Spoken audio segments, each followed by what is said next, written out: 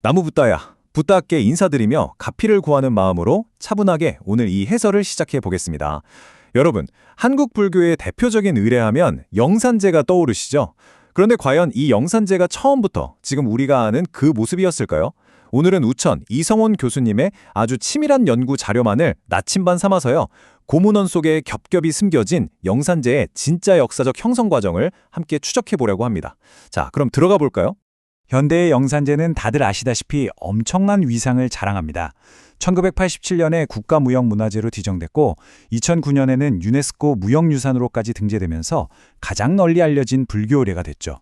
그런데 말입니다. 아주 흥미로운 역사적 역설이 하나 숨어 있어요.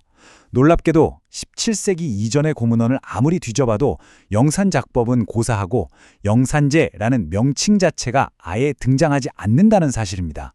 아니, 이름조차 없었던 이 의례가 도대체 어떻게 오늘날 이렇게 거대한 천도 의례로 자리 잡을 수 있었을까요? 참 신기하죠? 그 해답을 찾으려면요, 우선 이 명칭을 마치 수학 공식처럼 한번 쫙 해체해 볼 필요가 있습니다. 현대 우리가 부르는 영산제라는 이름은 크게 세 가지 요소가 하나로 결합된 결과물이에요. 먼저 석가모니 부처님이 법화경을 설하신 장소이자 불교 가르침 전체를 상징하는 영산, 그리고 망자에게 경전을 들려주는 법석인 작법, 마지막으로 본래 상주하는 스님들께 점심 식사를 올리는 행위인 제가 더해진 겁니다. 그러니까 다시 말해서 영산의 작법에 식사를 올리는 제회가 하나로 결합되어서 근대에 이르러서야 비로소 확립된 이름이 바로 영산제인 것이죠. 여기서 우리가 역사를 오독하기 쉬운 흥미로운 한문 구절 하나를 짚고 넘어가겠습니다. 18세기 초반 범음산보집에 나오는 내용인데요. 제전에는 영산작법을 하고 제후에는 명발을 하라는 구절입니다. 자, 이걸 딱 보고 18세기 전반에 이미 완벽하고 종합적인 영산제가 존재했구나 라고 오해하시면 절대 안 됩니다. 이 구절은 단지 점심 공양인 제를 하기 전, 즉 오전에는 영산작법을 하고 밥을 먹은 후인 오후에는 명발과 한량을 해라라는 아주 단순한 의례 진행 지문일 뿐이거든요. 이걸 지금의 그 거대한 영산제로 착각하면 안 된다는 거죠. 과거의 의례는 지금 우리가 생각하는 것보다 훨씬 더 엄격한 시공간적 구조를 가지고 있었어요. 오전에 해당하는 제전에는 회주가 향을 사르고 대중과 함께 법화경을 독송하는 영산작법이 거행됩니다. 그리고 정오, 즉 제의 시간에는 스님들께 음식을 대접하는 공불재승이 이루어지고요. 식사를 모두 마친 오후, 제후에는 수륙제를 비롯해서 각 단의 혼령을 달래는 천도 의례가 진행되었습니다. 아침에는 염송, 정오에는 공양, 오후에는 혼령의실, 이렇게 시간대별로 철저히 구분되어 실행되었다는 점이 핵심입니다.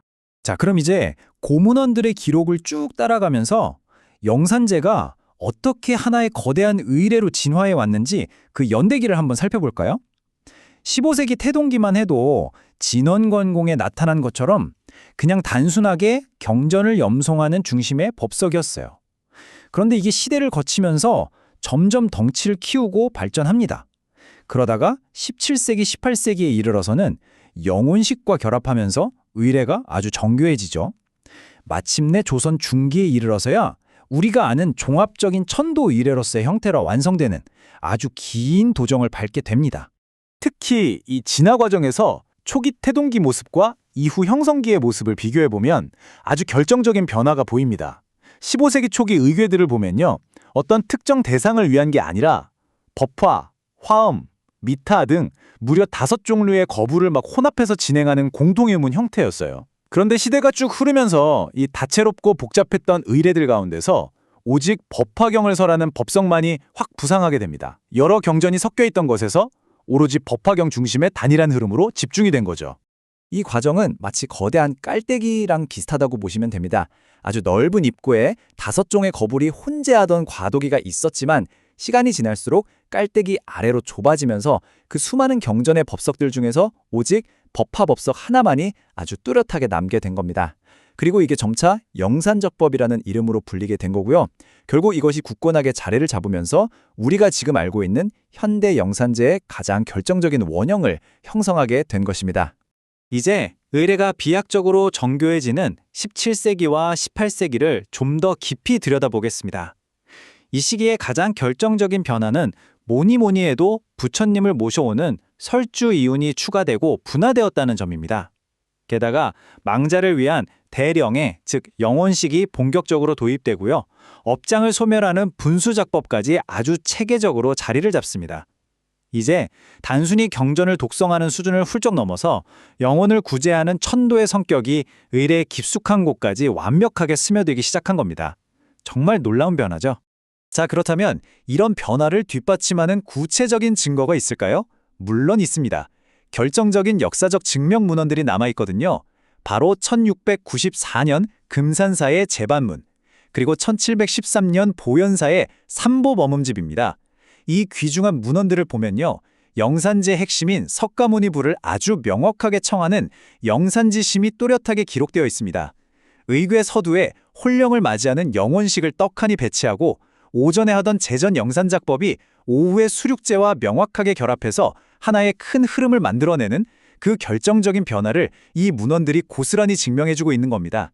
오늘 이 해설을 통해 확인하셨듯이 영산제는 어느 날 갑자기 하늘에서 뚝 떨어진 단순한 타이틀이 절대 아닙니다.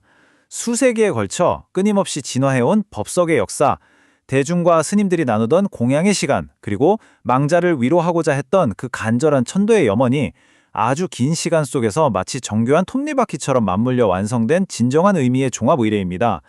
영취산에서 열렸던 그 웅장한 법회를 시공간을 훌쩍 초월해서 바로 지금 이 도량으로 오롯이 불러와 위대한 영적 해방의 공간을 창조해낸 것이죠.